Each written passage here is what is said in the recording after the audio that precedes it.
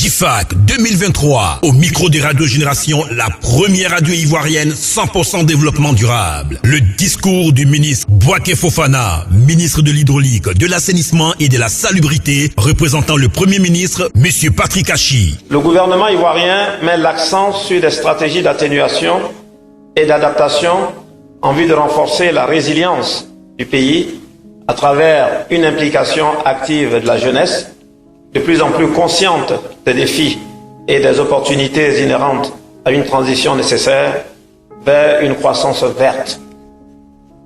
Et je dois dire que le ministère de la Jeunesse est le ministère le plus doté en budget en Côte d'Ivoire, parce qu'en plus c'est son budget propre, comme le disait le président de la République.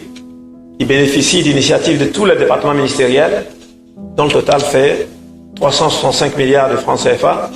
C'est pour cela que le président a donné une image très parlante de dire que la jeunesse bénéficiera d'1 milliard chaque jour en 2023.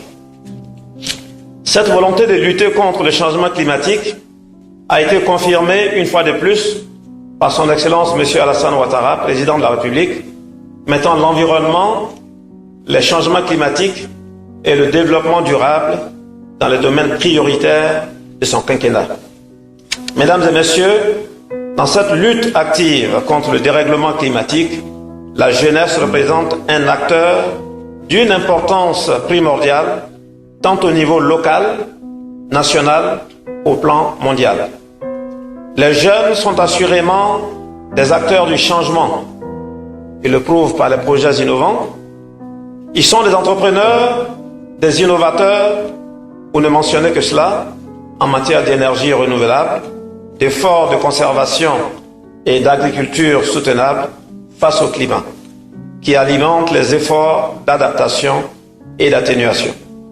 La jeunesse est incontestablement l'un des acteurs les plus importants et il faut à ce titre donner la priorité à leur créativité et à leurs compétences.